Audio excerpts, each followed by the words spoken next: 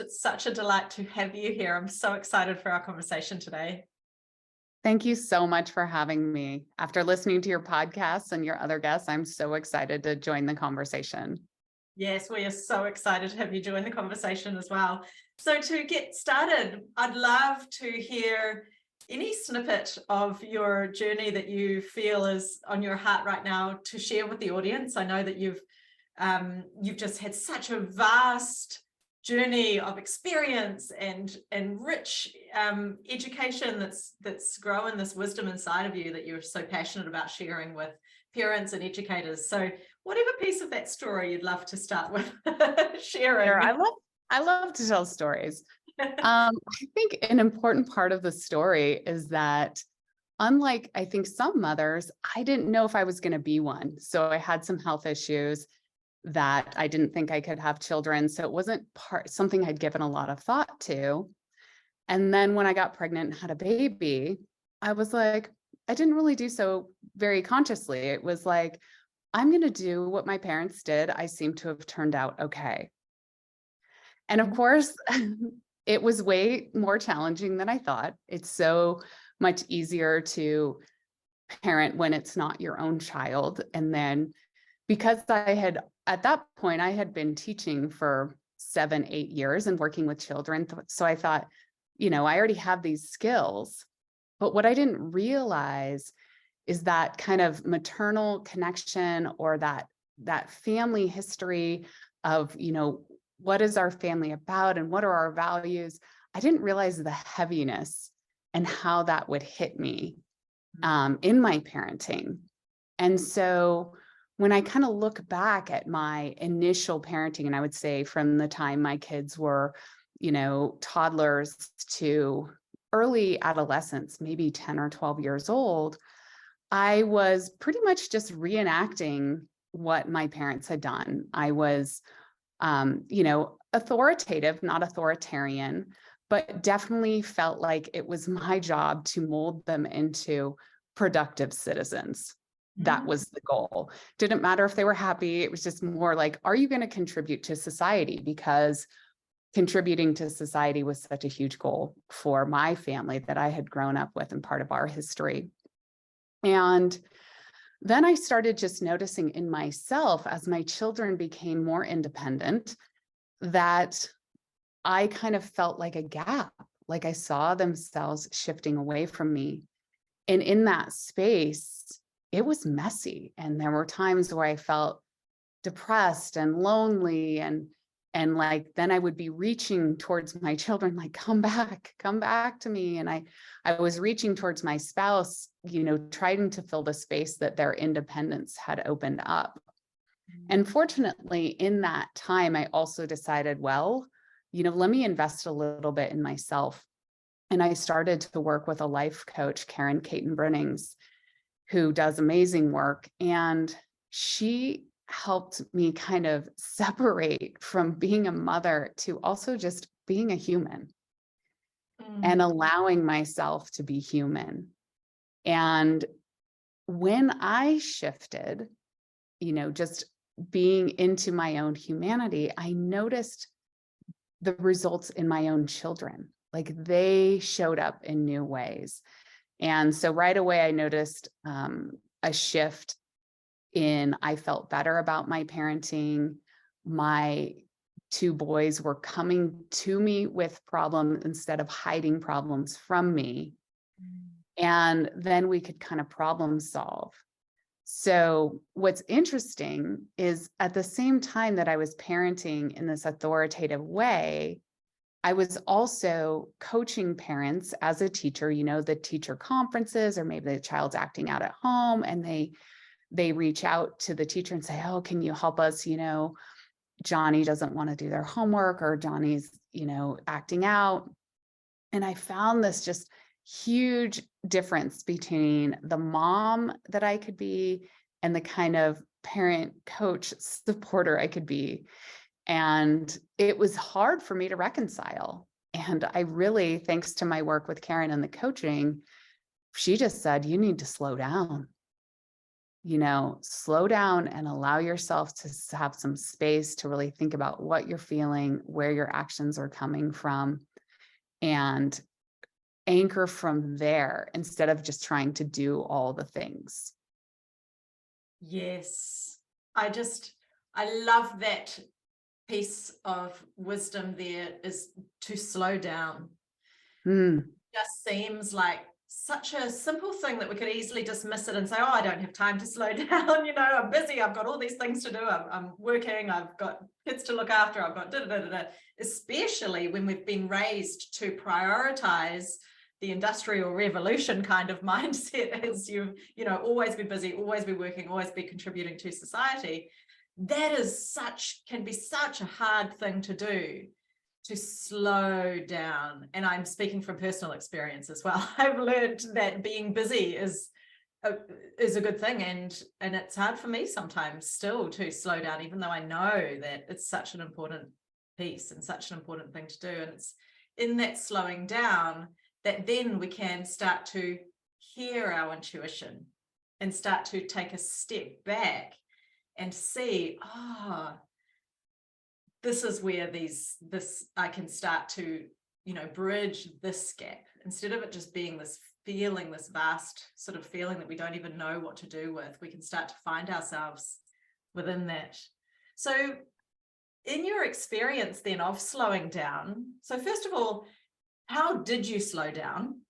How did you put those brakes on, and what did you do to actually implement that in your life? And then what did you start to notice as you did start to slow down and shift? Wow. It's such a great question, but I have to tell you, just like you said, it was so hard. Yes. It was so hard, and it still is hard. It's still something that I'm challenged with every single day. And, it started first with just the recognition of why it was so hard for me to slow down. I just kept asking myself, why do I feel like I have to keep doing? Why do I have to, run the fundraiser, be on the secretary on the board, coach the team, host the awards ceremony? Why did I feel like that was more important than slowing down? Because let me tell you, when my coach said slow down, I didn't. Yeah. I just couldn't.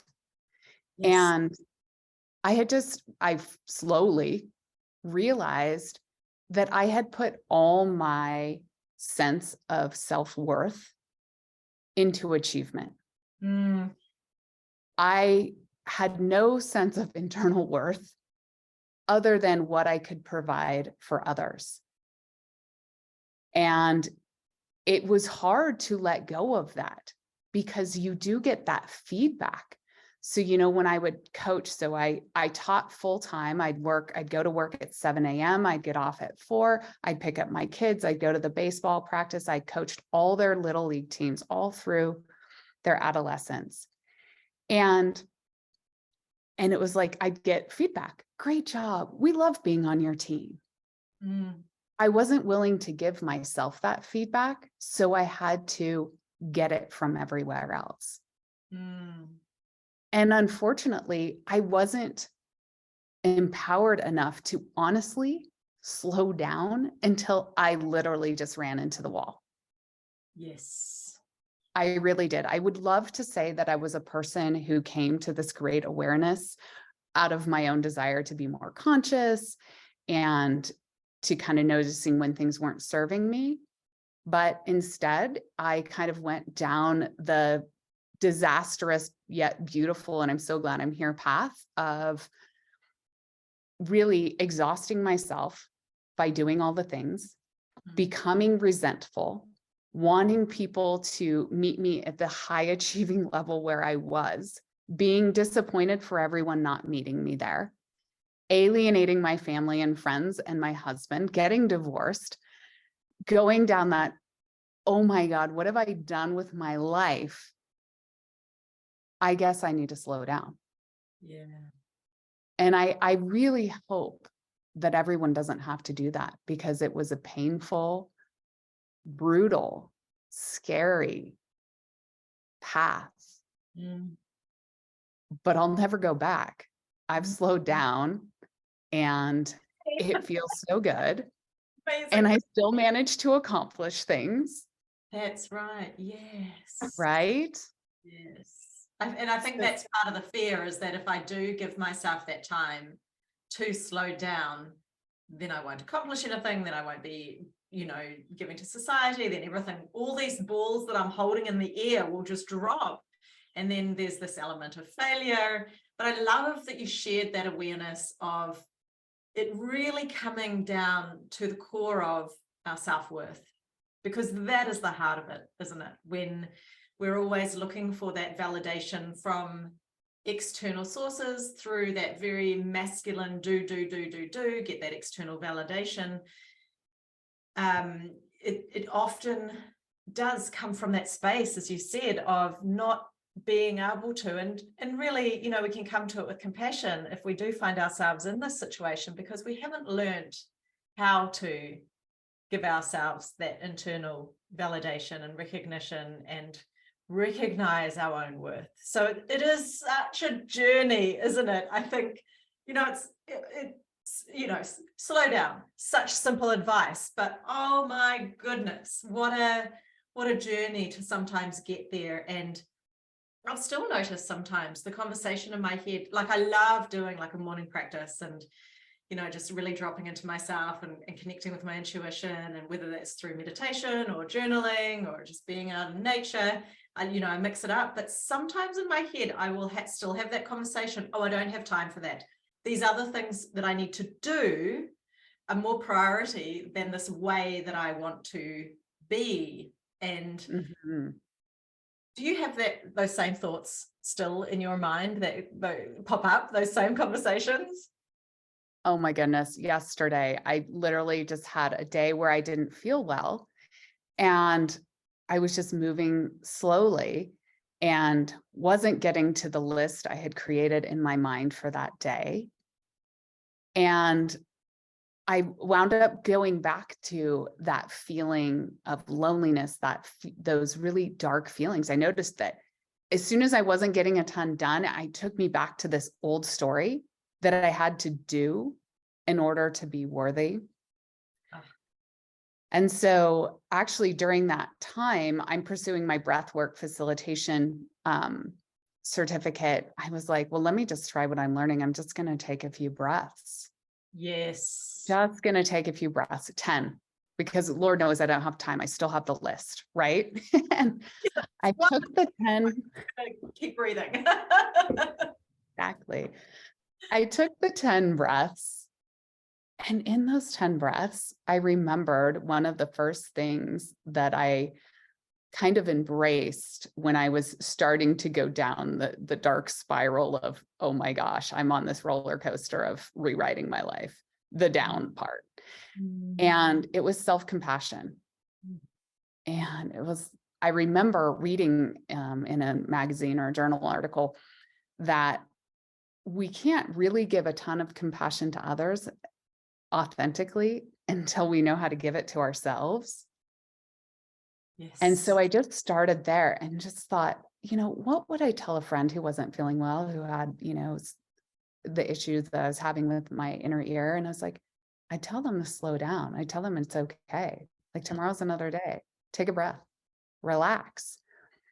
And I had to start there and had to do a little self-talk with like, what compassion I would give to others, I need to give to myself, so that when they really need my compassion, it's authentic, because I know how to start here. Yes. So self-compassion has been a huge learning for me, and has really paved the way for me to see my own children and how they behave and differently, because I look at them and I'm just like, oh, it is such a hard thing to be going through, the teens or early adolescence, or to be having that argument with your friend. It's like compassion, self-compassion, and other compassion. It's like a reciprocal process, right? You give it to yourself, you can give it to others. They then give it back to you. And it's pretty beautiful. But I think it's a really important thing for moms to pause and give themselves. Like, recognize that when you are a mother, you are doing one of the most difficult jobs a human ever undertakes. Yes. And it's hard. It involves not only you and your dynamic personality, but your child and their own being and their own humanness and their own desires and their own phase. Just like you said, mothers, we're going through our phase, and the kids are going through their phase, and your partner's going through their own phase. And then there's the real world changes. It all requires that we show up with like, this is a lot. This is normal. This is human. Let's meet it with some grace. Forgive yourself. And, do what you can. Yes, so true. Oh my gosh, there's so many pieces in what you've just shared that I feel like I'd love to highlight and continue to talk about.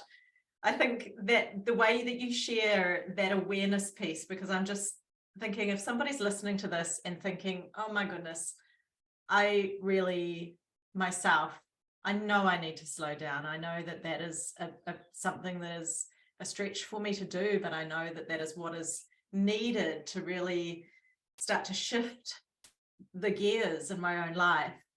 And I just want to highlight the way that you shared that just having that awareness of even just the desire to slow down is the first piece.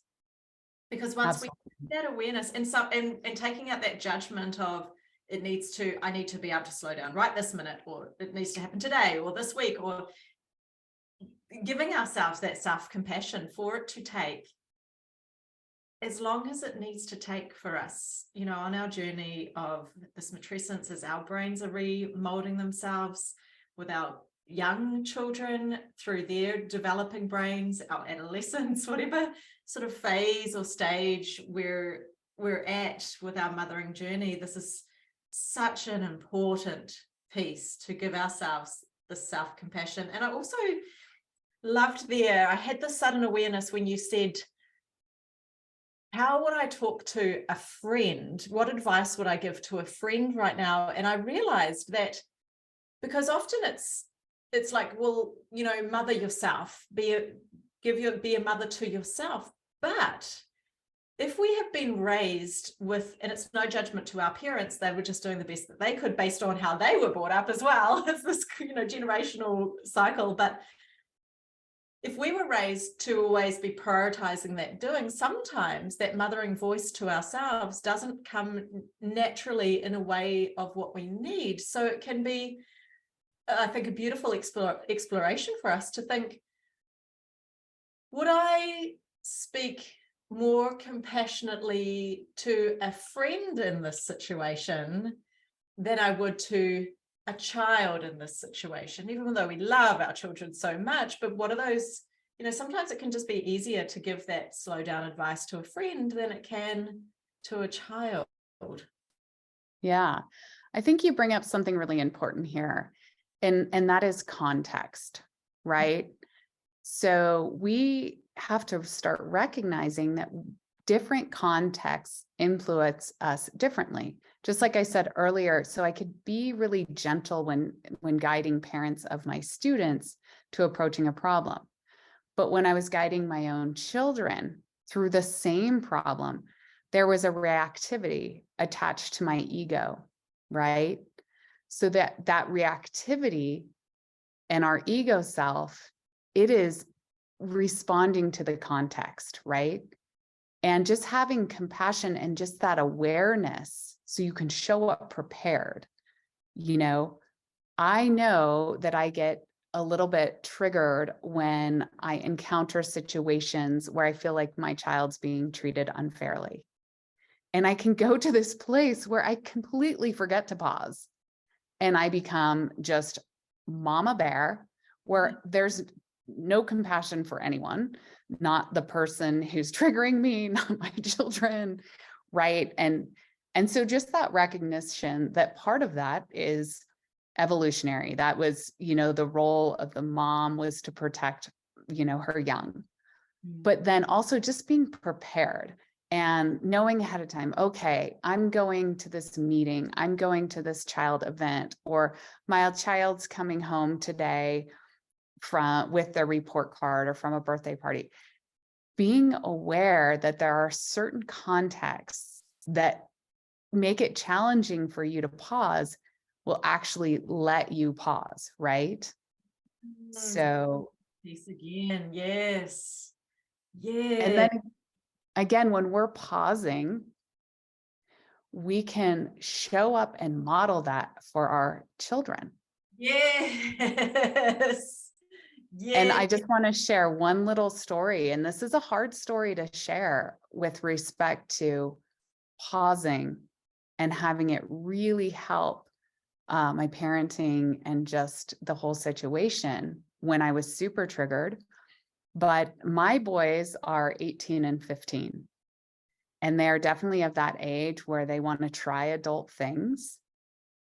And their friends are trying adult things. And of course, I'm thinking all along, trying drugs or alcohol is something that can get in the way of the goals that I thought you had for yourself, boys, right? So it's like, and we know that today, modern society has drugs that are more potent. It's just a different world than when I was going through this as a teenager. The drugs were less potent and less available. And so, there's been a couple times when I've caught my boys with marijuana, and I was just first like so triggered and so disappointed, like, because I had thought I'd done all the things, read the articles, listened to podcasts with them. What do you guys think about this? How do you say no? I had prepared for this event. And the last time that I, found something at the house and it was in my kid's backpack, and I was just like, so triggered, so worried, so angry, so disappointed. And I was like, okay, I need to pause. I need to pause. And then my son actually woke up earlier than he normally does. And I thought I had this time to like pull it together. And I was like, at first, I came as like, I said, oh my God, I found this in your backpack. And my voice just sounded like awful. And I heard it. And I said, okay, I need to pause. We're going to have to talk about this when I don't feel what I feel inside. I know you're a good kid. I love you. And I need some time to get in a better place where we can talk about this. Thank goodness, because from that point, my son didn't have to go into defensiveness and how am I going to get my mom out of this angry place, because anger is scary. Yes. And he went to a place of wanting to cooperate with me, like is like, he could be open because I was so real. I was like, I'm feeling all these things and I don't think I can talk about it in a productive way right now. And so when we did have time to talk about it, he wasn't hiding anything, because I just showed him I'm feeling all this yuckiness and I can't do it. So he's like, well, I don't need to hide from her because she didn't hide her mess. She told me she was having a mess. And so I think just that time, just giving yourself time to pause. I gave myself, how am I feeling? Disappointed, angry, scared. The big one, I don't know what to do about this. When we allow ourselves to not know, it is the freedom to allow all the other knowing, all the intuition, all the cooperation in. And so that was really the big one. I was like, I don't know, because I thought I knew. I thought if we, read the articles about marijuana and watched the YouTube about how it rots your brain, or, the impact on the teen brain. And I thought that would work, and it didn't. And so now I don't know what to do. Yeah. And when I talk with my kids and tell them, my boys, that I don't know, they just open up and we connect and we have great conversations. that where they decide to hold themselves accountable Mm. and they decide what feels right. And, instead of, I'm not holding them accountable. It's like, I don't know what to do. I did what I thought would work. Yeah, there's just hearing your story. I just feel like it's so healing to hear the way that you're sharing, that you were able to have that self-awareness in the moment of, oh, okay, I just heard those words that came out of my mouth. I don't want to be having this conversation from this space. And then giving yourself that time, and then giving your son that time as well to reflect on his feelings and what's coming up for him, and what this has meant for him. But also, I think there's just so much, we don't always have to put on the I've got it all together face for our children. And in fact, I think there's so much value in us not always doing that. I think that, I mean, sometimes there can be a fine line between like letting our own inner toddler just come out and have a full-on tantrum, and Sure. it's different. And there's absolutely no judgment as to any of our actions along this journey. It's expansive and it stretches us, and we just do what we do, and that's okay. But I just love the way you shared about having that self-awareness, hearing the words coming out of your mouth, and just pausing and taking that breath and taking that moment, and then being able to come back and have a conversation about, I don't have all the answers. This is how I'm feeling. And then that open space was created.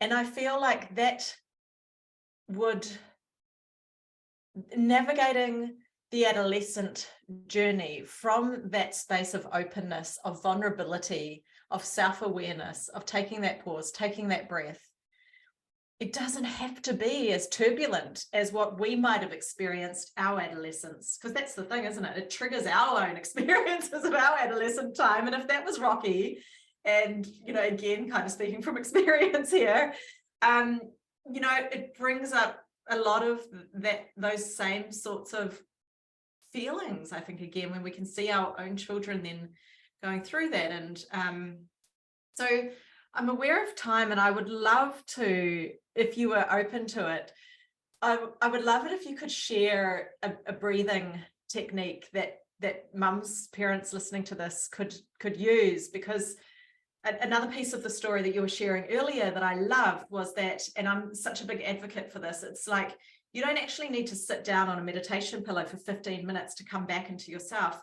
We can do these techniques on the go, in amongst life, as we are moving through our day, even doing all the things. We can still shift our awareness into slowing down, doing it from a different pace, doing it from a different space of self-awareness. And breath is just such a powerful way to do that. So do you have a kind of go-to breathing technique that you just sort of love to do in those moments where you can feel that you need to come back to yourself? Absolutely. And I'm going to offer this one. I've played around a lot with different styles of breath work, but what's resonating with me right now is a breath that actually, when you do it, you'll find that other people around you will do it. Oh, So so good. for example, we just lost my friend group. We lost a dear friend, and we were supporting the family. And I noticed when I did what's called the halo active breath that, I was hugging the family members, and I would engage this breath, and you're hugging, right? And so they can feel and hear you. And then all of a sudden they're doing it. Oh, And what we know about the breath is, in general, when we're going in and out of the nose, it's relaxing. And we're going in and out only of the mouth, it can be activating, right? We need some energy.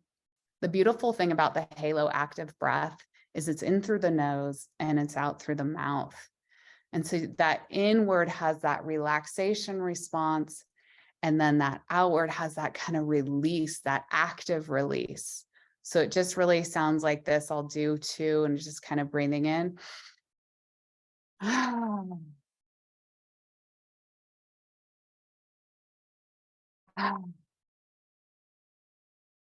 And what you'll notice is sometimes when you do this, just let's say you're cooking dinner, and in the meantime, you're thinking of that to-do list, and you're thinking the to-do list. After dinner, you have to help with the homework and get the project made.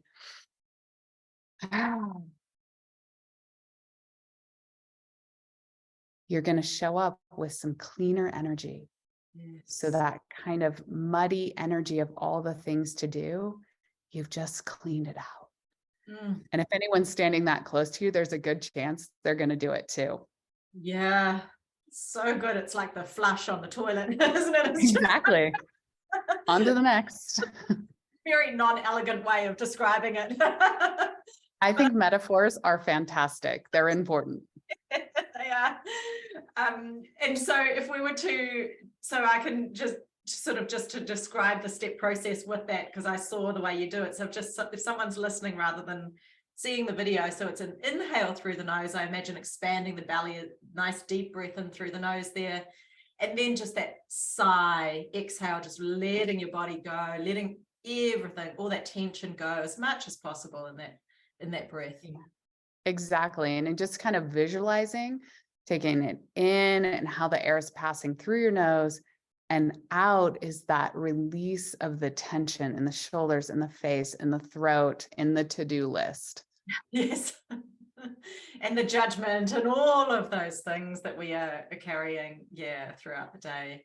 That's so beautiful, Stephanie. I think that's just such an important tool and valuable practice that we can all do in the moment, on the go, just to come back to feel our center again, to come back into our own innate calm, switching on our parasympathetic calm state, so that we can move through the world with more of the sense of the way we truly desire to show up, and the conversations that we really want to be having with ourselves, with our children. It just flows into everything we do, doesn't it? Absolutely.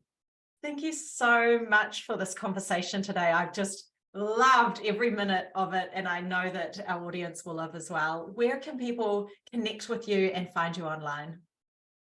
Yeah, so the easiest way to track me down is just to go to authenticallyyours.net, where Karen and I now work together and offer authenticity coaching content and workshops. And my email address is it's actually Stephanie@authenticallyyours.net, and on Instagram at authenticallysteph2023. And I will be sure to put all those links below as well. From the bottom of my heart, Stephanie, thank you so much for your vulnerability, for you showing up in this space of self-awareness, of self-compassion, of slow living in a way that just nourishes our own inner being, and then, heals so much generational stuff, present day stuff, complexities of life stuff. It's just been such a rich conversation. Thank you. Yeah, thank you so much. It's been a pleasure.